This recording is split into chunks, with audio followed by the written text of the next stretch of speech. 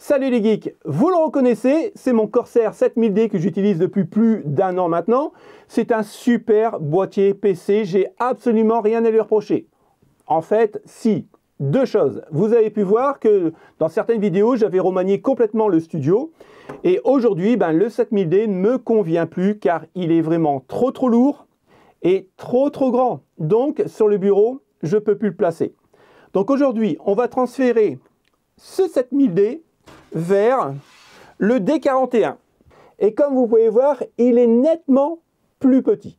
Sur VIP Ursideki, une plateforme 100% légale, sélectionnez le Windows qui vous convient, passez au paiement sans oublier le code CONS pour appliquer la remise exceptionnelle de 25% et récupérer votre clé Windows instantanément. Vous faites un copier-coller, vous cliquez sur Suivant et votre Windows est activé. Mais vous pouvez profiter aussi du code CONS sur Pack Office 2019.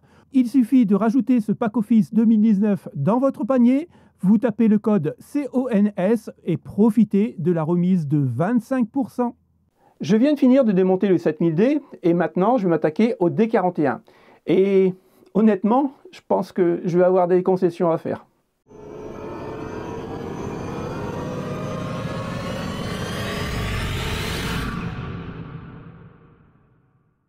Si je vais faire une petite comparaison entre le 7000D de chez Corsair et le D41 de chez Jonsbo, je dirais que je suis agréablement surpris puisque honnêtement, le prix est quand même inférieur. On est quasiment à entre 150 et 200 € moins cher qu'un Corsair 7000D.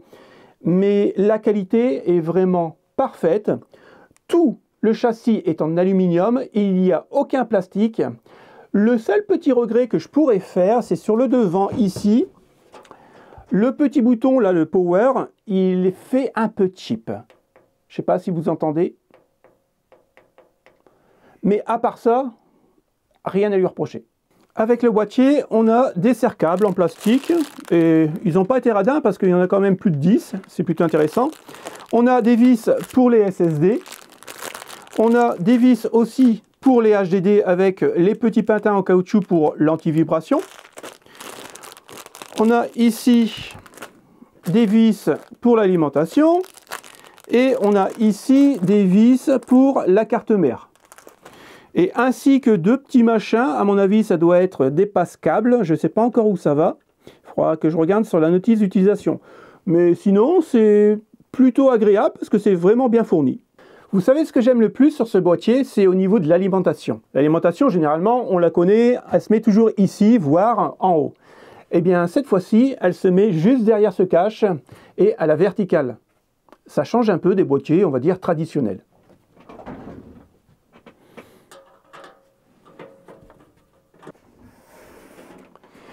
Donc, en fait, on a plusieurs positions. C'est-à-dire que, hop,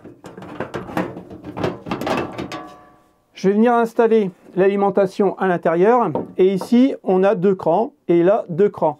Donc, soit je le mets complètement en hauteur, comme ceci, ou alors je peux choisir entre plusieurs positions. Je le mets en fonction du water cooling ou alors du matériel que je vais mettre dedans. Ça, c'est plutôt assez cool.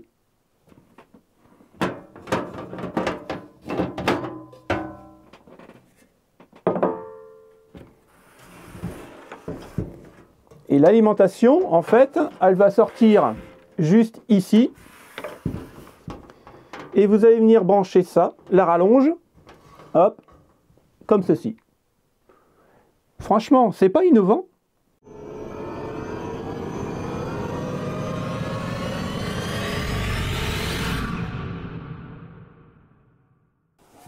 Je sais pas ce que vous en pensez, mais je trouve ça assez cool.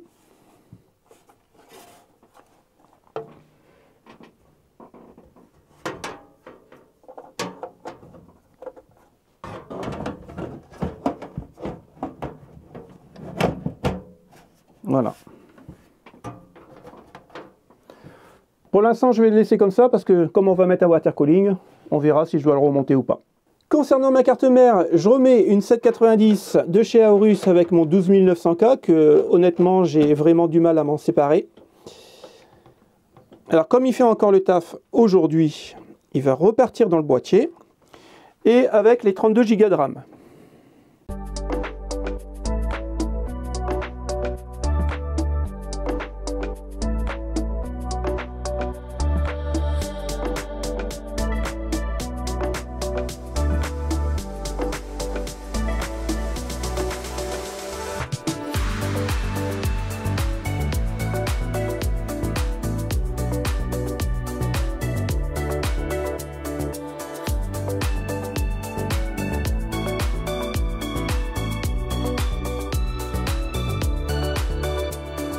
À l'arrière du boîtier, on a deux emplacements pour mettre le SSD. Moi, je vais le mettre ici, comme ça, ça va sortir là et partir là. Au niveau du câble management, ça sera beaucoup mieux.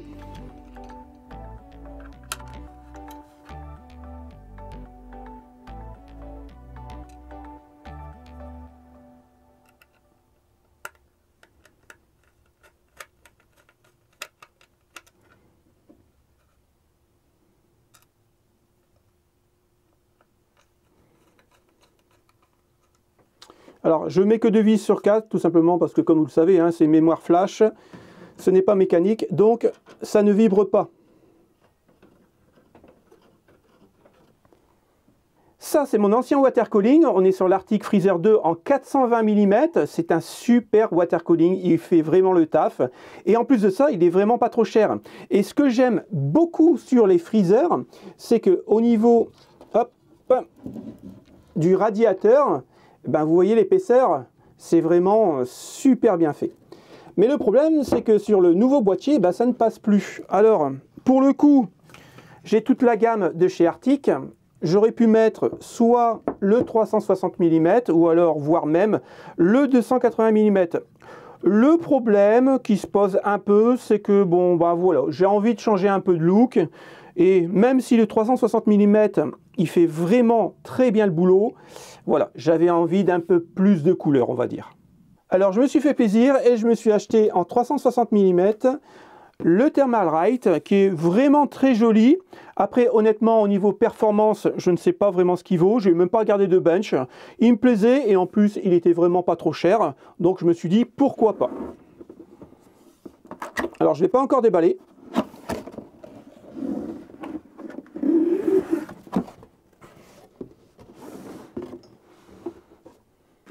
Donc là, on a la notice d'utilisation. Hein.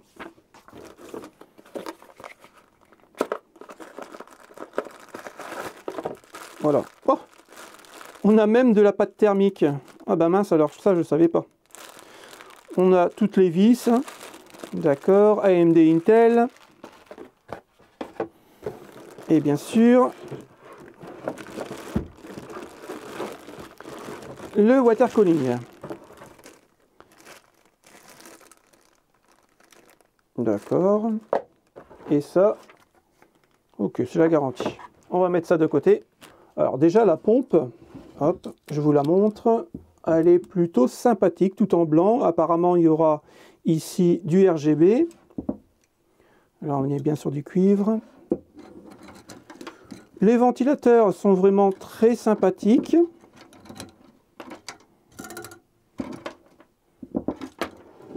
Par contre, il y a quand même une grosse différence au niveau du poids. La marque ici, c'est vraiment très très joli. Mais regardez bien la différence ici au niveau du radiateur. Tout à l'heure, je comparais le radiateur, je vous disais qu'il était vraiment très gros chez Arctic. Et comme vous pouvez voir, hein, on a quand même une grosse différence de radiateur. Et pour définir, le 360 de chez Arctic est aussi cher que le Thermalright. Donc maintenant, on va voir vraiment s'il y a une grosse différence au niveau de la température. Je vous ai dit que je devais faire des concessions sur ce boîtier, et ben on est en plein dedans. En fait, quand j'ai monté mon alimentation, je l'ai mis dans ce sens-là. Donc en fait, l'interrupteur ici et la prise viennent comme ça, sur le devant.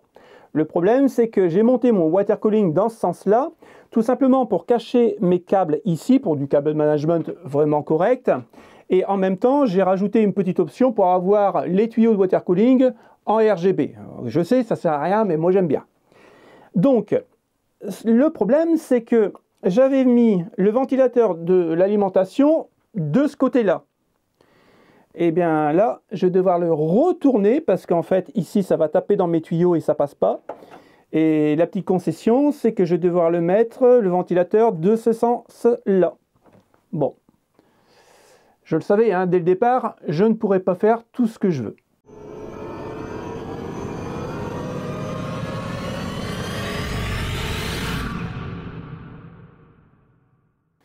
Donc là, ça passe, et si je mets ça en place, voilà, ni vu ni connu, je t'embrouille, on ne voit plus rien.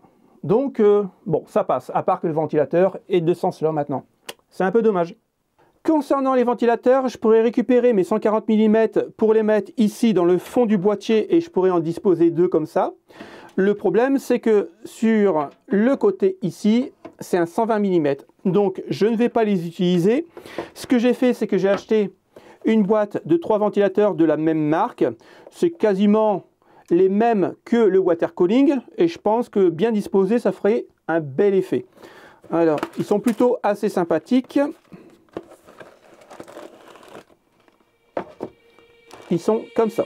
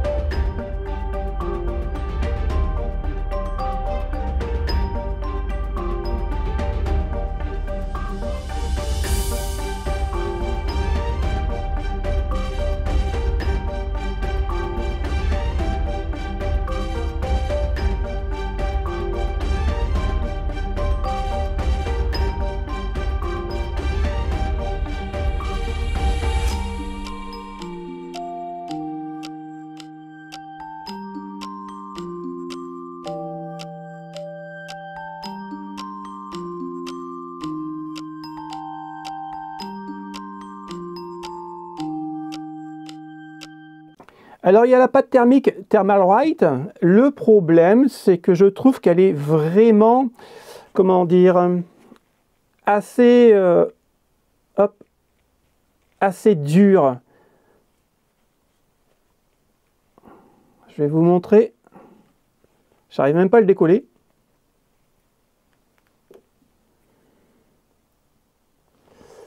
Hop, vous voyez, ça fait, je ne sais pas si on le voit bien. Ça fait vraiment une grosse boulette et on a du mal à l'étaler. Elle est un peu trop ferme à mon goût. Alors, ça ne veut pas dire hein, que c'est une mauvaise pâte thermique. Mais bon, je ne suis pas trop fan. Donc, ce que je vais faire, ça, je le garderai pour tout ce qui est table de bench. Voilà, des trucs comme ça.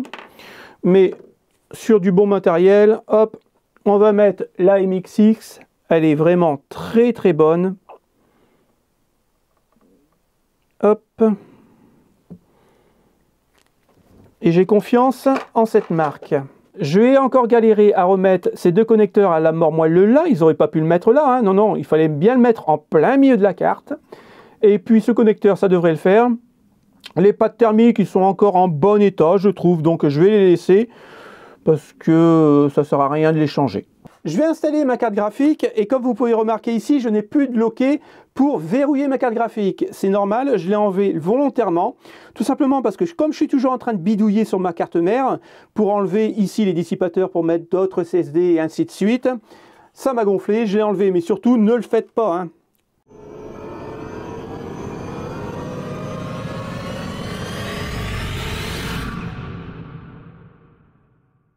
Je ne sais pas si de votre côté vous adorez le câble de management juste à faire à l'arrière du boîtier, mais vu le bordel qu'il va y avoir, bah, je me suis dit, tant qu'on y est, pourquoi pas rajouter une prise USB, un HDMI, et pourquoi pas 2 hubs USB supplémentaires, rien que ça.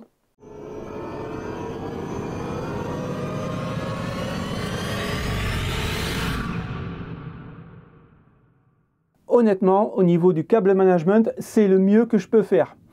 Il n'y a qu'une rigole ici, une rigole là, et le reste, il n'y a rien. Donc, à nous de se démerder pour passer tous les câbles correctement. Et j'avais oublié pourquoi je n'achetais plus de petits boîtiers et que je passais toujours sur des gros boîtiers.